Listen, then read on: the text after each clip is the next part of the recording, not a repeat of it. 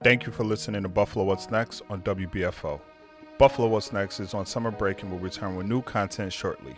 As we take this break, please continue to tune in to WBFO Monday through Friday at 10 a.m. and 9 p.m. for producers' picks of some of our favorite episodes of Buffalo What's Next. How can we afford not to talk about race? About education, about segregation, about humanity. Since the dawn of this nation, racial violence has existed. The way we have designed our society has a big hand in what occurred in that Tops Market. The suburban area, everywhere. We must work and teach our children. We need to make sure that we put more funding in our programs that help prevent gun violence and more money into art. If we're going to have some real healing, we've got to have space to tell some uncomfortable truth.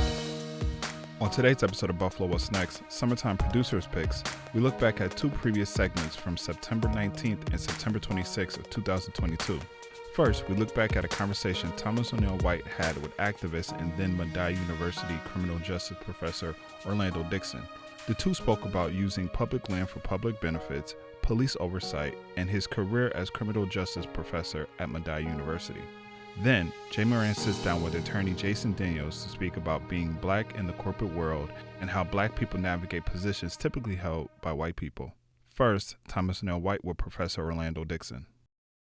It's been a little over 2 years since the murders of George Floyd and Breonna Taylor kicked off summer-long protests, civic actions, and educational seminars relating to civil rights across the country, and especially here in Buffalo. As a criminal justice professor, have we moved beyond protests here? Are we still angry? If there's been a shift away from civic actions, where are we right now? Well, to answer your question directly, yes, we are still angry. I think we have shifted a little bit away from protest. I think the pandemic, of course, had a little bit to do with that. But also we're looking at kind of a pause in I guess the actions against each other, because we're looking at war in Ukraine and all these other things that are happening in the world, and I think we're kind of getting away from the original focus of it. A lot of the way that was able to happen was because people were off because of the pandemic, right? People didn't have to be at work, so that people had more time to be outside. But it was also recent, right? George Floyd had been murdered recently, and people generally, right after an event happens, they're more forceful. They take more emphasis in being a part of the movement. So the further you move away from that, of course, you're always going to see less and less protest and activism. But I also think we've got a lot of measures that the city has done to try to move the needle a little bit. But that's always the problem. The needle only moves a little bit. Mm-hmm. The needle never moves enough. What are some examples of the city moving the needle, even if it's just a little bit? The Carol, I don't want to say her name right. Carol Horn? Carol Horn. Yeah, we had her on right. a week ago. Right. The Carol Horn measure is huge, making sure that officers have a duty to protect people from other officers if in the case that they do something untoward. I think that was a huge move. The ideas moving towards the alarms for the Breonna Taylor situation, where no-knock warrants are generally either used less, there's more justification for them, or there's an alarm that lets people know that a no-knock warrant is about to be served. Things like that, I think, are showing that the city, they know that there's an issue. And I think what happens though is we see those things, and then the city gets to say, yeah, we're doing stuff to change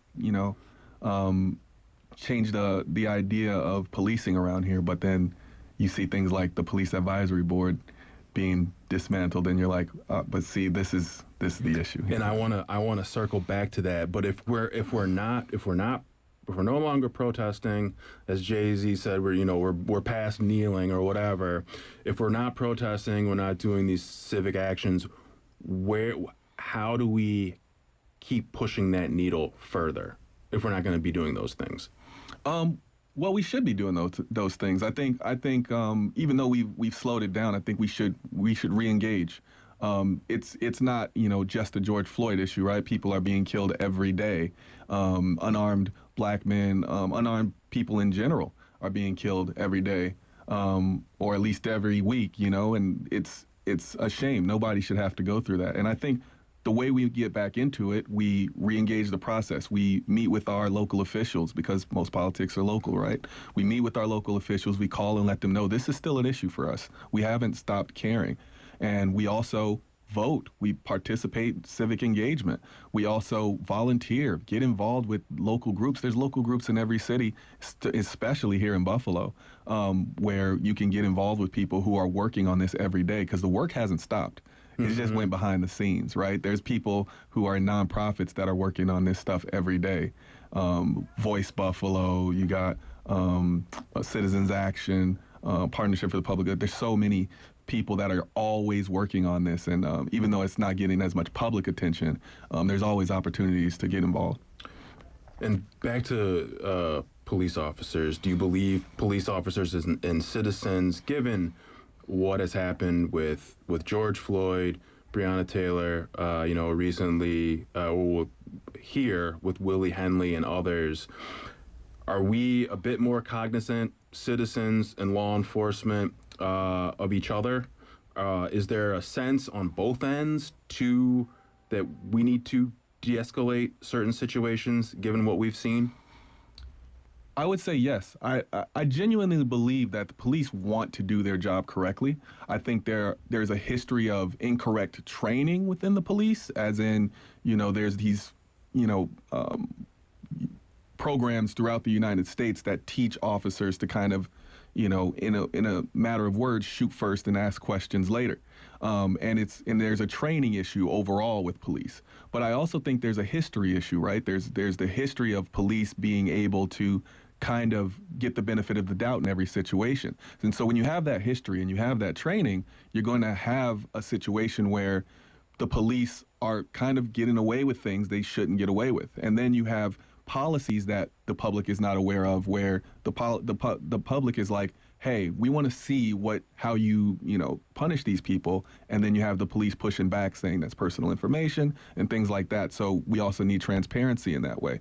So when police are wanting to do their job right, but they just don't have the tools, we have to rely on the government to give them those tools and say, hey, do your job this way, share this information with the public, so we can all be on the same page. Because as long as we're on two different pages, you're always going to have the public saying, police, you're not doing your job right, and the police pushing back saying, you don't understand.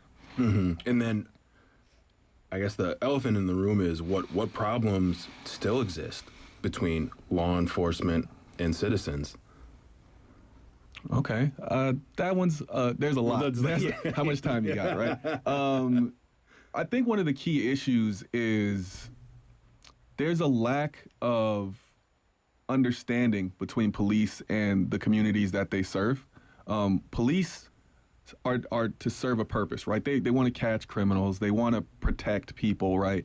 But in a traffic stop, who are you protecting if there's a person without a weapon and you're just hammering them with questions that are irrelevant to the reason you stopped them? Who are you protecting if you're making pretextual stops based on a person's race or gender or whatever it is? We have to give police the benefit of the doubt when they're arresting people who are doing the bad things, right? But we also have to check. There's this saying, trust in God, check everyone else, right? Mm-hmm. And I think that's what's happening right now. Police aren't checked. Is there a problem with officers patrolling neighborhoods that they don't live in, that they're not of? I've heard a lot about that. And like, if you don't know the neighborhood, how effectively can you police the neighborhood, protect the neighborhood?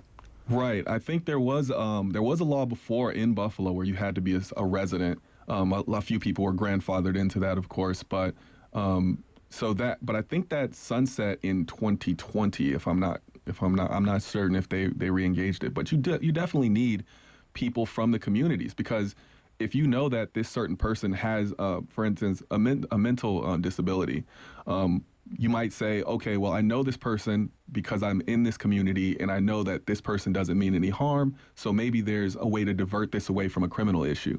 But also just knowing people, you're less likely to arrest somebody that you know for something that's irrelevant or something that's not a crime. You're less likely to assume worst intentions when you know the people. So you do need officers in the neighborhood. You need people who care about the citizens in that area and that they just want to serve those people rather than feel like they're a security force keeping those people down or keeping those people in check. And I wanted to circle back to the Police Advisory Board. In March, the Common Council dismantled the Police Advisory Board. You were once a part of the Police Advisory Board. Why the hell would the Common Council decide to do that? It was a lot of maneuvering, I guess, from both the Common Council, the police, and internal members of the board. So in previous iterations of the board was doing exactly what it was built to do. We meet with the community, we research the ideas that the community has, we maybe throw in some of our own that are related to those ideas the community had, and then we present that information to the Common Council. The Common Council makes a decision on whether they want to do anything about it, and we often meet with the police and also bring those ideas to the police. That was the way we were supposed to work, right? However, when you get to a situation where members on the board are kind of doing whatever they want to do and they're not following that process and they're not understanding that we are here to serve, that's when you get into some issues, right? So the original issue, we had new members on the board for the first time in a long time. And when we had those new members on the board, some of the new members didn't understand the process for how we conducted business. They were doing things on their own. They were, writing papers to people and things on behalf of the board that we didn't vote on. There were things like that were happening internally. We weren't working together as a group, basically. Right. But before that new onset group, we were working together. Great, actually. We talked to the police and the Common Council about white supremacy. We had talked to them about body cameras, all types of things. We even helped, the police come up with their body camera policy. So it was working. But the true matter of it is we had people who were on the board that were in a state of white privilege where they didn't understand that even though they're trying to help, they're actually hurting. And we were trying to put those people in a mindset where they could understand, yes, what you have a just overall goal, but the way you're going about it is going to cause more problems than it does issues. We also had an insurgent member who was reporting everything that we said to the Common Council and to police. It was kind of an awkward thing where we're just coming up with ideas, things that we might not even do, but just trying to spitball. And we have somebody that's taking every idea and presenting it to the Common Council and the police as if these are things we're actually going to do, when really we're just trying to figure out the next way forward. And then there's internal drama. People are saying things that they shouldn't say to other members, and yeah, it became a way of allowing the Common Council to come in and say, oh, look, you guys don't work, so we can dismantle you. Well, why would the Common Council want to dismantle an independent advisory board? Why wouldn't you? That's a good question. Why wouldn't you say, hey, you have some issues, fix those issues, and then once you fix those issues, we can re-engage? That wasn't the step. They didn't even meet with the Police Advisory Board to say, hey, why don't we all get in the room and hash this out? It was just immediately, let's get rid of it. And then you can think of the motivations for why you would want to get rid of an independent police advisory board and not replace it with the same type of independent police advisory board. Because I don't think any of the members of the police advisory board would have objected as long as the entity stayed independent. But that's not what the Common Council was saying. They wanted to make it to where they appointed members. It's not independent if you appoint members. True. Because you can appoint your buddies. Yes. If the Police Advisory Board were to come back, what would be some ideas you would have for them to take a look at? community-wide? So the first part is if a police advisory board comes back, it has to be independent. If it's not independent, then it doesn't matter what the issues are because they're only going to do what the Common Council tells them to do. But there are some issues that still need to be addressed. We still have an issue with police doing traffic stops where the reasonable suspicion or probable cause may not actually be there.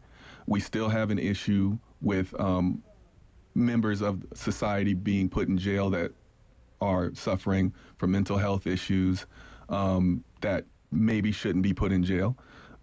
We still have an issue with timing, when police response in certain areas is not the same in other areas.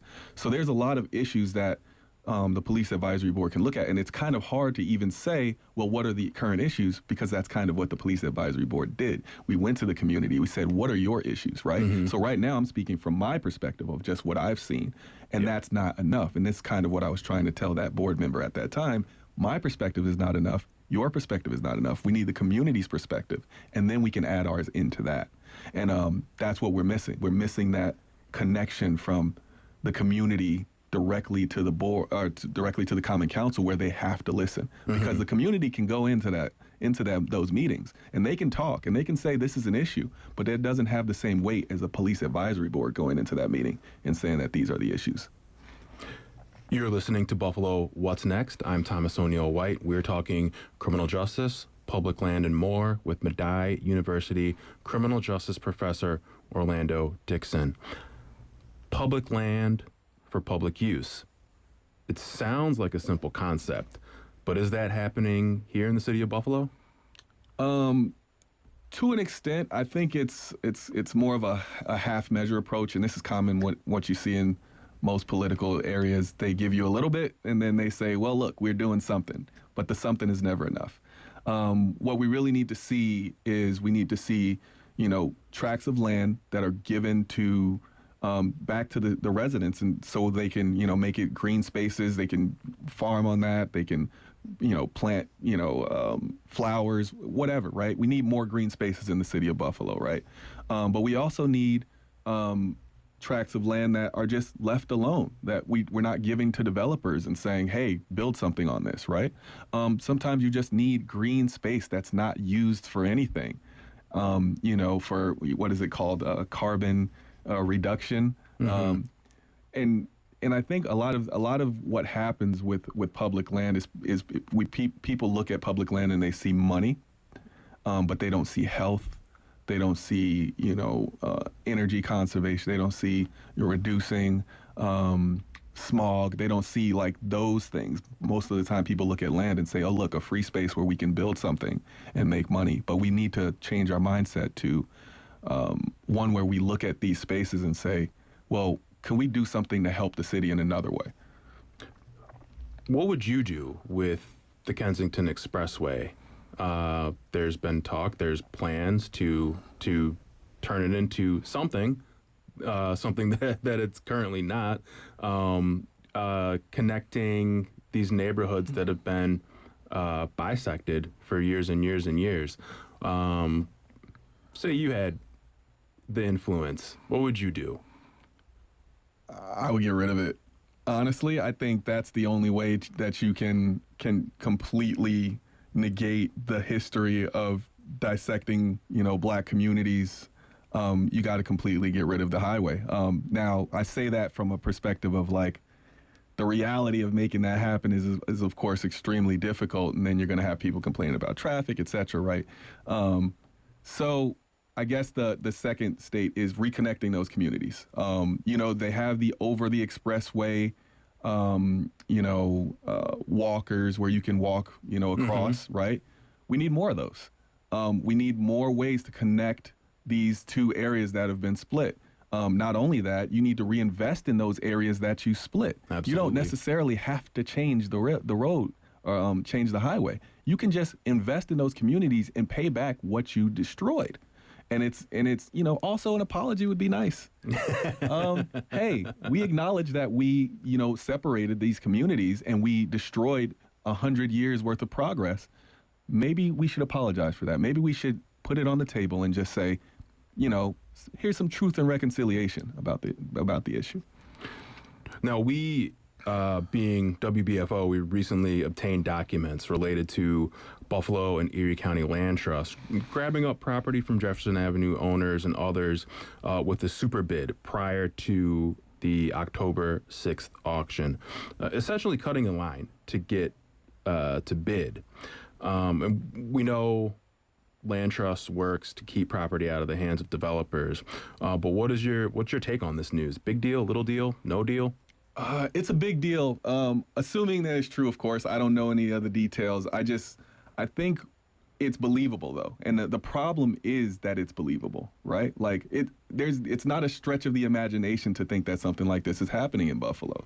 It's the way that Buffalo treats developers. We generally, as a city, give developers all the benefit of the doubt. Then we give them the benefit of the benefit, right? And so it's always a constant, well, what do the developers want? And then we'll check with everyone else kind of city. And I think that's the problem. We shouldn't be able to believe this. This should be something that as soon as somebody talks about it, we're like, no, the city of Buffalo wouldn't do that. But the city of Buffalo needs to ask themselves, why do people believe this? Why is this something that can even be brought up? Well, because, people tend to believe this type of thing about a city who's done it before. So are you saying developers have a little too much power in this city? A little too much. Dictate things over here? A lot of too much. Developers are in a situation in this city where if they talk to the right people and they promise the right things, they can essentially get whatever they want. And I don't think that's a stretch of the imagination for anybody who's been in the game with politics in this city. And it doesn't have to be that way. Multiple nonprofits have suggested that all you have to do is just open the auctions up to locals first. Don't allow outside, people who don't care about the city to come in, snap up land, and then hold it and become slumlords, right? It's a very simple thing, right? We can allow the auctions to go to locals first and then open it up to developers. We could give public land for public benefit, right? We could force developers when they create these huge monstrosities to do some integrated living, right?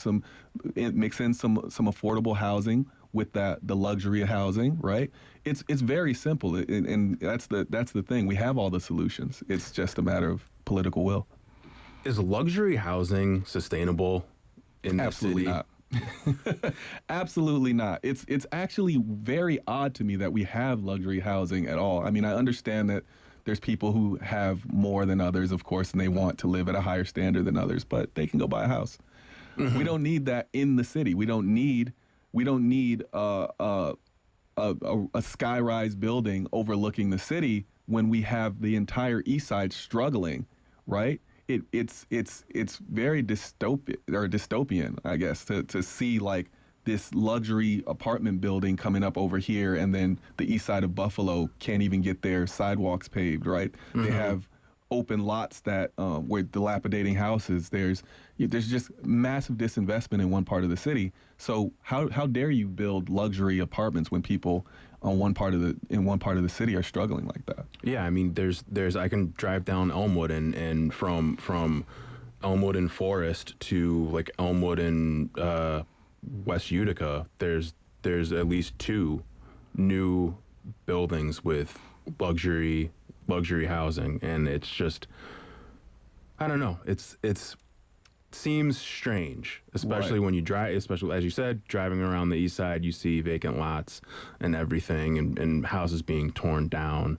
It's a tale of two cities. It really is. Right. And again, you were listening to Buffalo What's Next. I'm Thomas O'Neill White. I am talking criminal justice. I am talking public land with Medaille University criminal justice professor Orlando Dickson. Orlando, I would be remiss if I didn't ask you about working with My Brother's Keepers group through Say Yes Buffalo. What does it mean to you to help mold young Black and brown men? Oh, it means everything. When I was a kid, I didn't have the type of mentorship that would have allowed me to reach success earlier. or even it could have kept me out of certain things that I got into that I shouldn't have been into, right? And all it takes sometimes is a voice that looks like you, right? Somebody who can come in the room and say, actually, there's a better way, and I can show you because I've done it. And I think that, MBK does that. Say Yes is an excellent program. Everything that I've ever done with them has been amazing. Daniel and Tommy, those guys they're pillars of the community. Absolutely. Daniel and Tommy, shout out to you guys. Please come on the show. They should. And also I think they have a podcast as well, which where they let the young men come on and talk about the issues in the area and in their own personal lives. So yeah, check them out as well. But yeah, they're amazing. I haven't been as involved in the last 3 months. I was finishing up my master's program, so I had to pull back a little bit, but I'm looking forward to re-engaging. You also served in the military. Yes, I did. Can you talk a little bit about your experience? Yeah, so I was in the U.S. Army for 9 years active, and 9 years, 1 day, and 22 hours to be exact. Don't ask me why I was counting. But yeah, I went to Iraq, and I went to Afghanistan. I was in Iraq for 15 months, and I was in Afghanistan for 12 months. Yeah, it was a very unique experience. I think, I'm glad I served. I think, I was trying to, I was homeless when I was a kid. I grew up poor. I was on public benefits, and I kind of felt like I owed the government back a little bit. So that was one of my main reasons for doing it. But also my cousin had recently passed away, and he had used to tell me about being in Vietnam, and it kind of made me feel like if I didn't serve, that I would regret it one day, and I didn't want that regret. But yeah, I enjoyed my time in. They have their own issues. I dealt with issues of racism. I dealt with some issues of, misaligned goals when it came to response to sexual assault. There were a lot of people in high places that didn't get the same treatment when it came to sexual assault. And that was part of the reason I started to move towards getting out. I also, had a few injuries and stuff, so that was also a reason for me to start exiting. But yeah, I think there's some issues they still have to resolve within the military, but overall it was a positive experience. Lessons learned from your experience. Can you get into those? Yes. I think the most common lesson that everybody learns is discipline. When you sit back and you think about, am I doing the things necessary to succeed? And a lot of it just requires creating a habit within yourself. Structured life. Every day I'm going to get up at this time and do this thing, regardless of how I feel, regardless of the situation. That discipline, the military really beats that into you, for lack of a better term. But just outside of that, the camaraderie, you start to learn the value of people. The people who are around you, the people that you're serving, especially when you're in a third world country, it also puts things into perspective.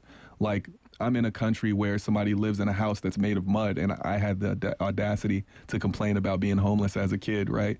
When I have a shelter that I can go to that's, a brick and mortar building, and somebody else is literally living in a hut made of mud. And that's not to say that these people don't prosper. They are incredible people. The things that I've seen them accomplish with so little are incredible. So it just really puts things into perspective for you. When I got back from Iraq, I literally bent down and kissed the grass because it had been so long since I had seen that much green, right? So yeah, it really puts things in perspective. Yeah. Talk to me about working at Medaille as a criminal justice professor. What's that like?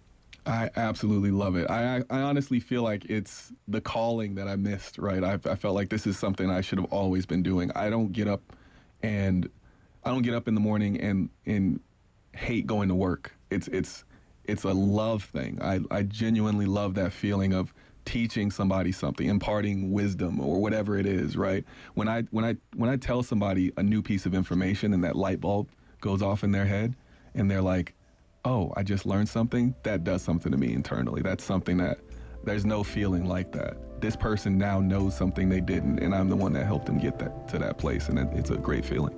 Professor and activist Orlando Dickson. Since the airing of this episode, Orlando Dickson is now lecturing at the University of Buffalo Law School. And we end the show with Jay Moran speaking with attorney Jason Daniels. Thanks for joining us and giving us some of your time and perspective as well. Jason, we should tell you, is a young attorney. He's been at this business only for for some of us a relatively short period of time, and professionally. Jason is also a black man who grew up here in Western New York as well, and because of that, you're in places right now when it comes to with the Catholic Health Leadership Team, or any other place for that matter, when you get involved with leadership. One of the few people of color, correct? Yeah, no, there's not many, and I think you see that kind of throughout not only all the organizations, but in healthcare. Yeah, it's a reasonable thing, and I guess for you, it's something that you experienced as you were going through college and through your education. You have an MBA as well, plus your law degree. I mean, that's something you saw early on. Oh yeah. Being in college, as soon as you get to like junior, senior year, you just don't see many people that look like you. And then, in law school, there's not a ton. And in business school, there's even fewer. So it's like you kind of start to get the idea of, if these are the schools that feed these kind of jobs, that there's not a lot of people like me doing these kind of jobs. So it's like you just start to prepare yourself mentally. And, you start to realize this is what this looks like. Can you take us through that a little bit? Like you said, prepare yourself mentally. I mean, that's easier said than done. I wake up every morning trying to prepare myself mentally for things, and I look back at the end of the day, and whatever I prepared for didn't come to fruition, and I didn't change. But what about for you? How did you, like you said, prepare for those challenges that were ahead that you knew were going to be coming? Yeah, you just look at it. I mean, for me, kind of growing up, I didn't, I wanted to be a lawyer because I saw it on TV. Like I watched a lot of court TV, and it became interesting to me.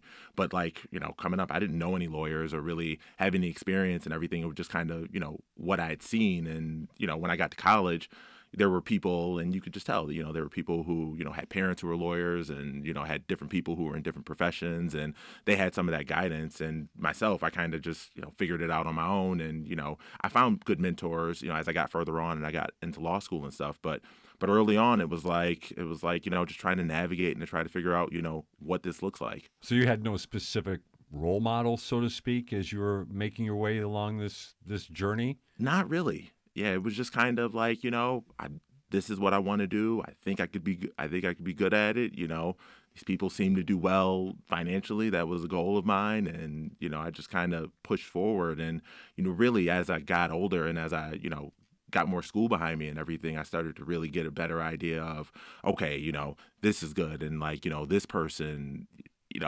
this person looks like somebody who, I should talk to or do something with and everything. But a lot of it really came organically. What makes a good lawyer? What makes a good somebody who does your kind of work? So there's differences, right? So, there are some lawyers who are, trial lawyers, and there's courtroom lawyers, and, there's a specific skill set to do that. For me, kind of being more of an in-house corporate guy, it's really about people skills, and it's about relationship building, and it's about being able to relate to all kinds of different people and, have conversations and build trust. Let's go through your journey just a little bit, if we could, and talk about some of the things that you experienced. Obviously, we hear about it on so many levels of society about the difficulty it can be for people of color in lots of things, especially in a community like Buffalo that has a high level of segregation. What about your journey along the way? What can you share with us that wasn't necessarily all that easy? Yeah, so some things like, I remember first becoming a lawyer, and, I would go into meetings with, my paralegal, who was an older white woman, and, everybody would assume she was a lawyer, and I was just, and that went on for like a month or so, and then, people kind of start to get to know you and everything. But, you have other situations like, I had a situation, this was some years ago, where, we had a meeting. I forgot what the meeting was about, but after the meeting, I was having a conversation with another employee about a football game or something like that. And, a more senior lawyer who was, an older white woman pulled me to the side afterwards and told me that I didn't speak in a way that, she felt represented the organization well. And for me, that was one of like the first kind of moments where that kind of happened directly. So it kind of set me back a little bit. But then, you have to kind of, take inventory of the situation, right? Like I'm, a young black man, and I'm in this department where, our boss was a white woman, and there's all these other, everybody in the department's either a white woman or, an Irish man. And, if I, get into it with this woman or something like that, is it worth it? And Sure. and how's it going to go for me? And, you sometimes you run into those situations where people say things that are off-putting. Like, for example, like, I wear earrings.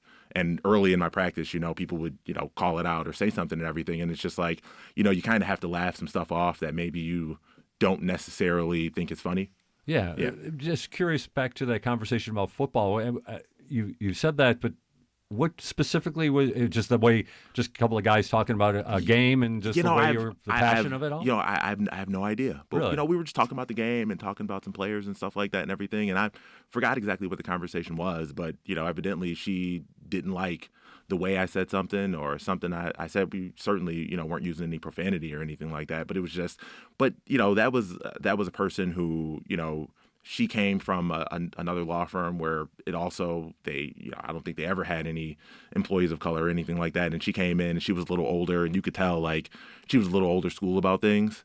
And, she just had, weird ways. But for me, it was offsetting because, at that time I was a person, I'd been a lawyer for some time, for, at least a few years, and, went through law school and went through business school, and I'd been, involved in all kinds of meetings and everything. And nobody had ever told me, the way you speak isn't proper for this organization. So it was like. Yeah. What about expectations? As you were talking about that, I was thinking, when a man of color walks into a room, a professional room, or wherever, it doesn't have to be there, it could be, but what about that?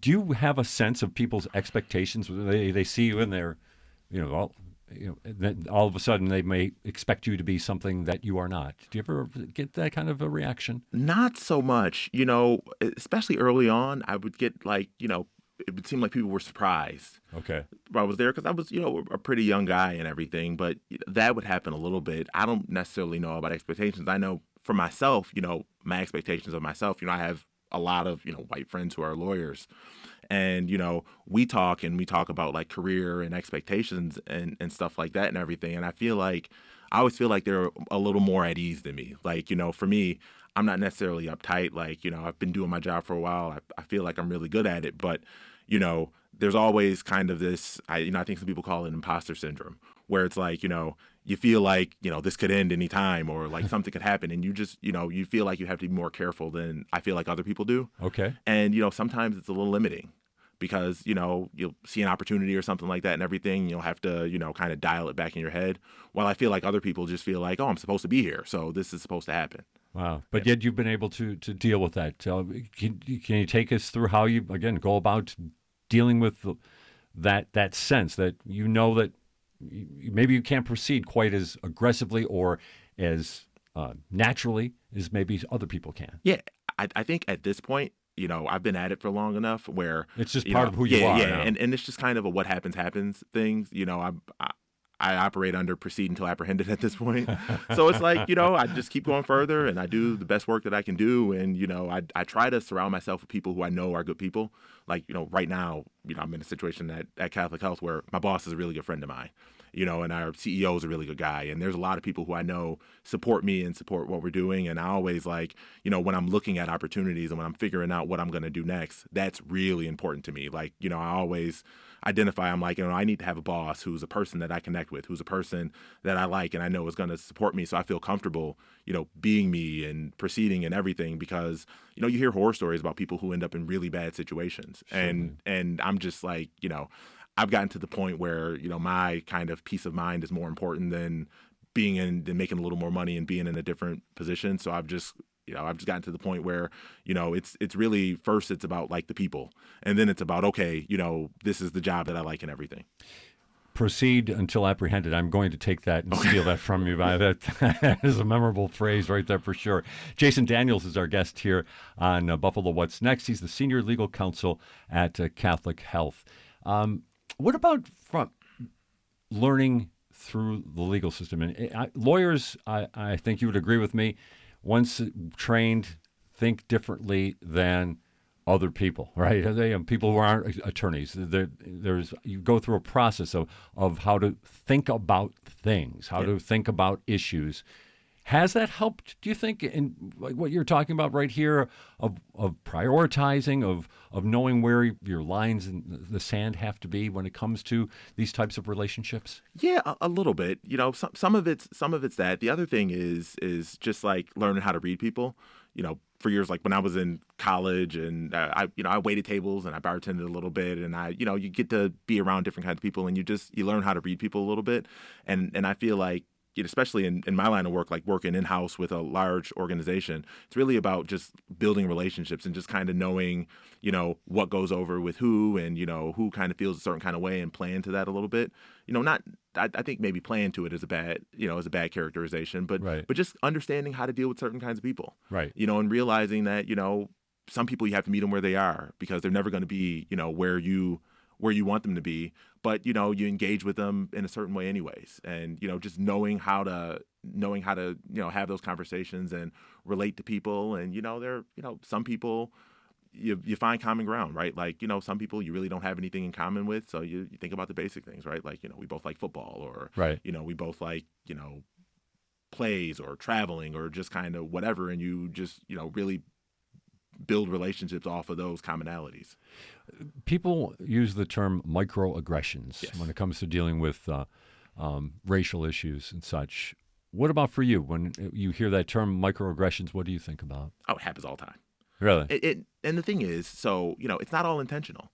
Sometimes it's just somebody who's never spoken to somebody who looks like you before, or isn't comfortable, and things like that. And I think at least the way I operate is I try to create a safe space for people to I don't take myself super seriously.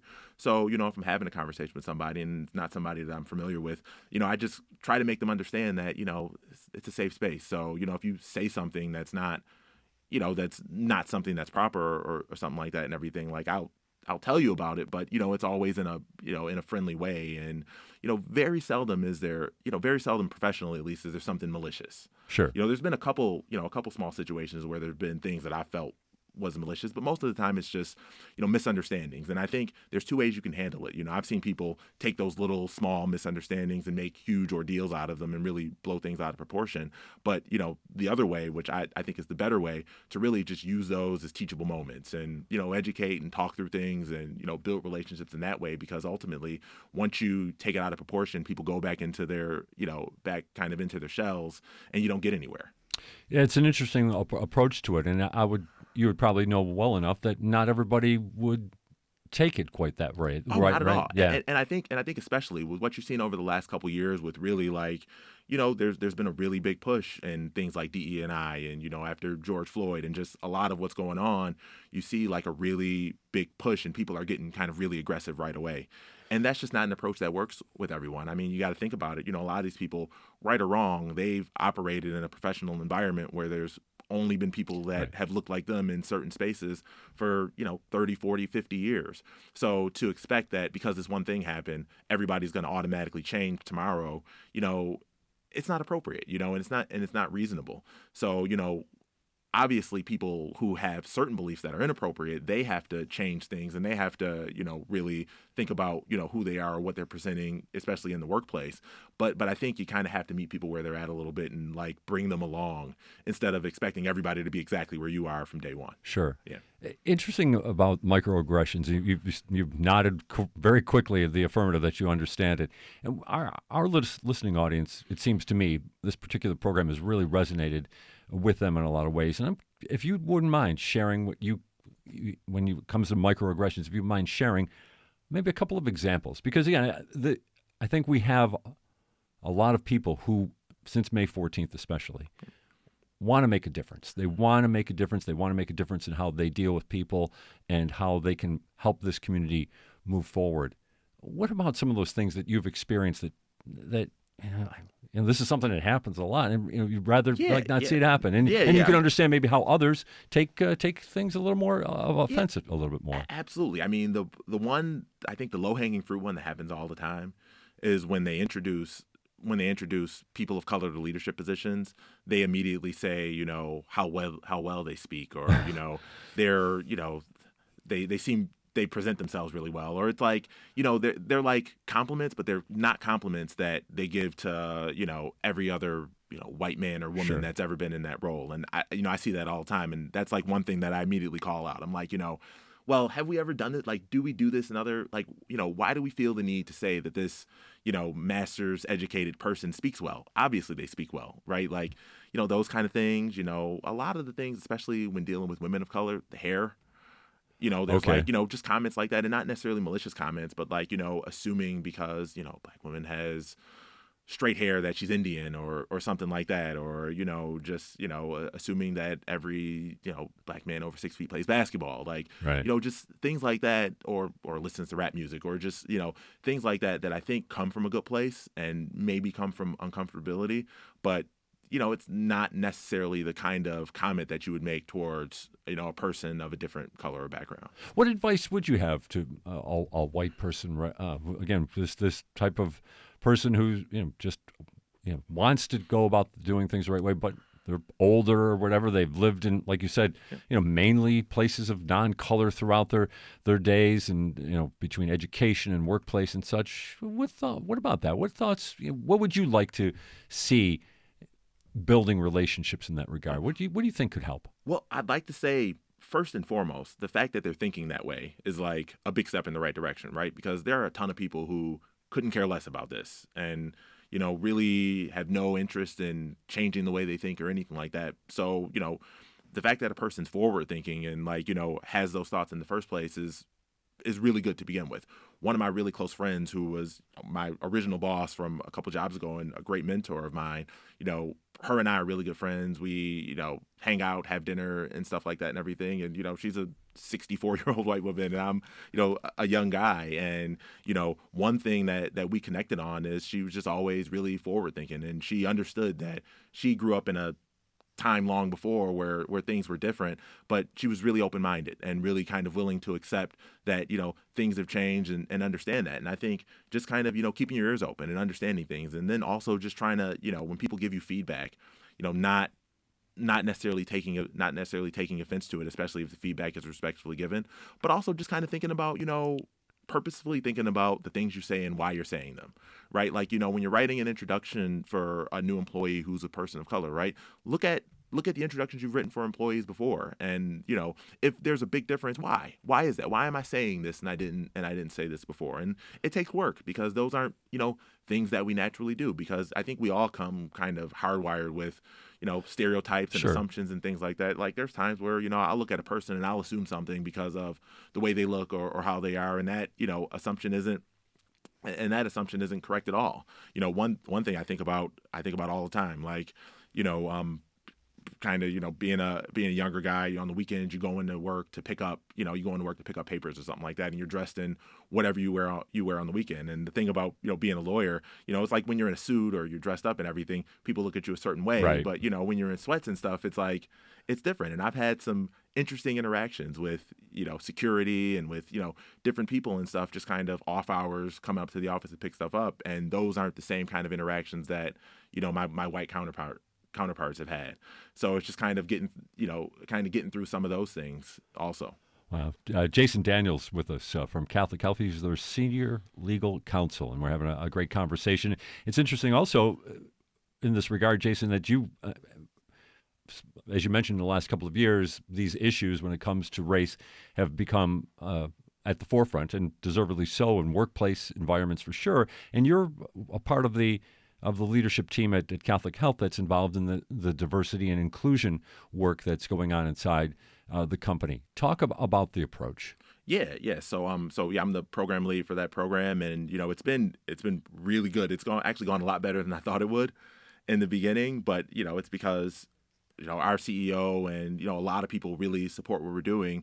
But, you know, so first and foremost, we put the program in place, and we've, you know, built committees at all the hospitals, and we started to try to just be more involved in the community and work with schools and, you know, just do different things to make people feel more included. You know, we presented orientation and let new employees know kind of what we're doing and everything. We try to have programming and education and training and things like that. And, you know, we've done some really good things. Like, you know, this year, Catholic Health participated in the Pride Parade, which is like the first time that's ever happened. And, people. And what was the reaction to that? So the reaction from, our associates and our leadership was overwhelmingly positive. Okay. But, we have a lot of folks within the organization and, attached to the organization who, are religious, and that's against their faith. And there was some pushback in that area, where, we did get, some negative feedback that went to, some of the churches and some of the different things. And, at that point we had already done it, and, it was like, can't unring the bell now. But it was, afterwards kind of dealing with some of that blowback. It's like you realize that, you can't go 1,000 miles an hour to do everything. Right. Yeah. It's interesting. I mean, again, when we talk about the Catholic religion, obviously a religion that's steeped in historic tradition. Yep. Things don't change very easily. But do you see that, though, that the organization itself, though, has really made some strides in that regard? Yeah. Especially everybody's trying. Like, that's the thing. The biggest thing is there are definitely some areas where we would like to be further than where we are. But ultimately, everybody's supportive, and everybody's trying, and everybody's kind of on board, so to speak.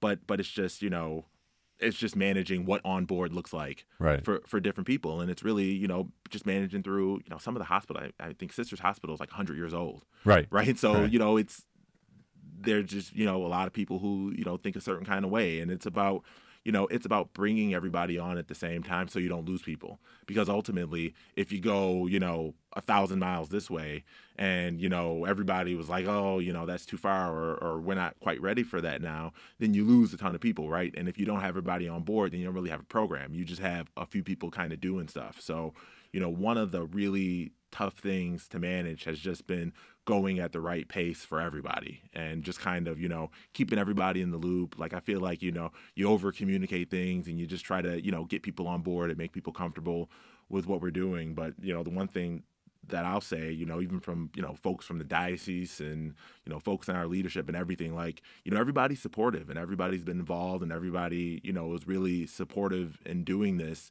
And if you would have asked me before I joined the organization, if that would have been the case, I don't know if I would have told you yes. Okay. Yeah. Okay, it's interesting. And what about maybe on a broader perspective? And obviously, you're only really familiar when it comes to your particular organization and your efforts, but overall, what you're seeing in the workplace landscape when it comes to diversity and inclusion, what's your sense? Yeah. So I see three different kinds of organizations, right? There's organizations who aren't doing anything at all, and it's just not a part of it.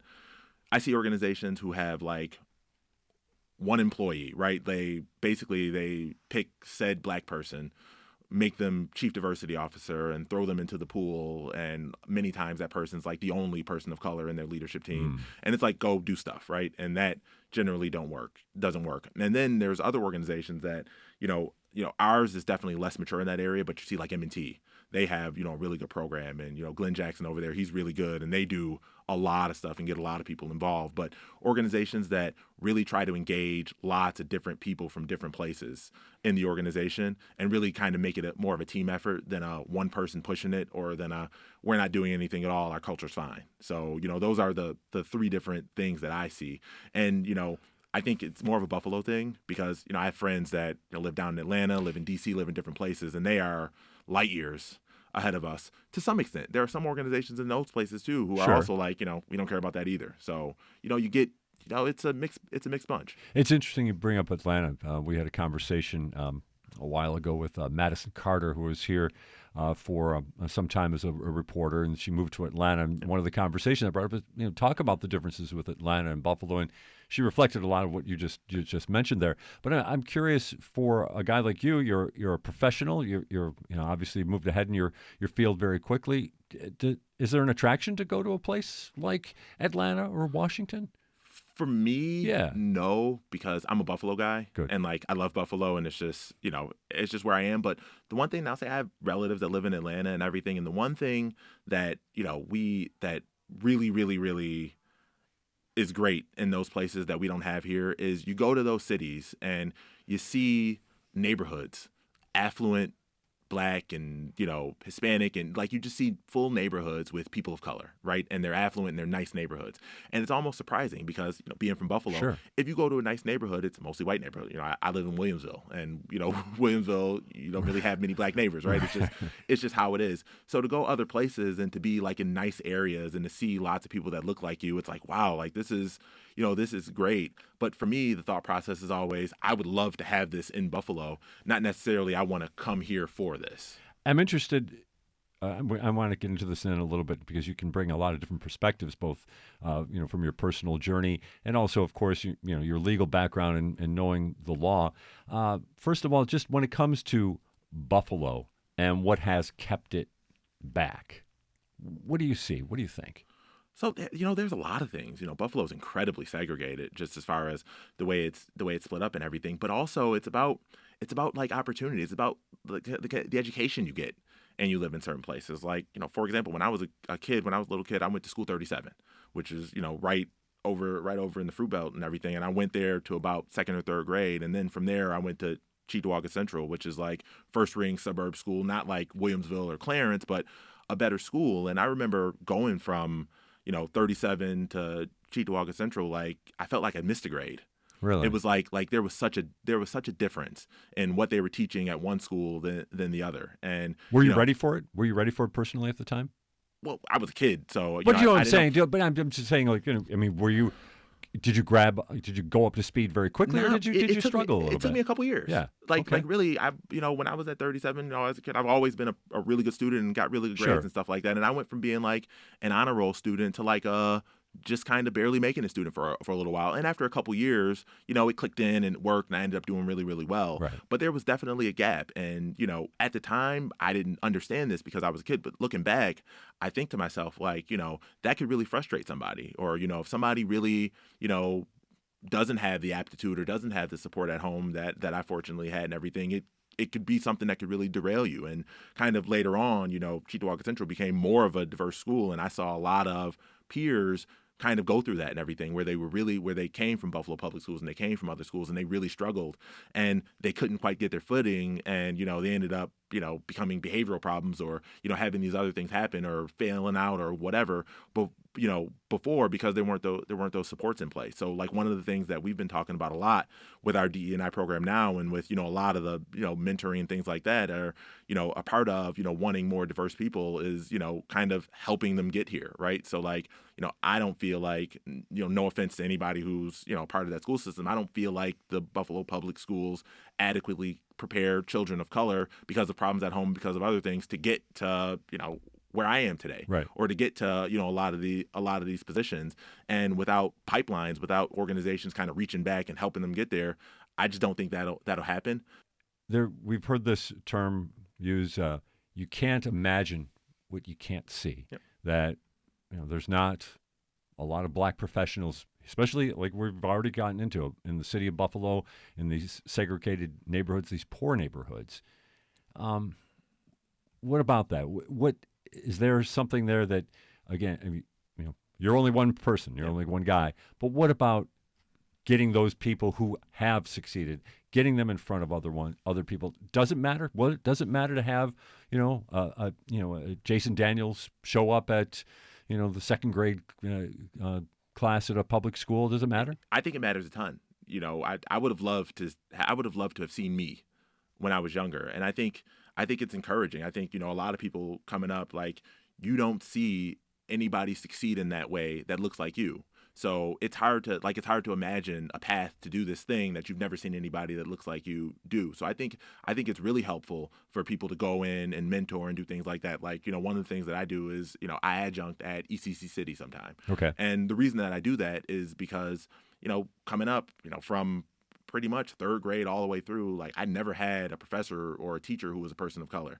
So, wow. And that was one thing I was like, if I ever get into a position, I would love to change that. Like, I would love to, be that person. And I, go and I teach business classes, and afterwards people come up to me and they want to talk to me and they want to engage, and they're like, I've never, had a teacher who was a person of color, or I've never been around somebody, and you build those relationships. And I think that helps people understand that, wow, this is possible, or I can do this. And I think the earlier you engage people and just kind of, get their minds working that, there's a path for you, there's a way for you to get to where you want to go to, I think the earlier the better, because ultimately that'll at least have an impact on them. You don't know what their home situation or anything like that, but they'll understand that there's another path to success besides kind of what I see on TV or the people that I see that are famous and things like that. And that will do it for today's Summertime Producers Picks episode. We would like to thank our guests, Professor Orlando Dickson and Jason Daniels. If you missed anything and you'd like to hear it again, a reminder that this program is a podcast. You can get wherever you get your podcast or the new Amplify BTPM app. And each episode is available online on demand at WBFO.org. This is WBFO and WBFO HD1 Buffalo, WOLN Olean, and WUBJ Jamestown, your NPR station. This is Charles Gilbert. Thanks for listening.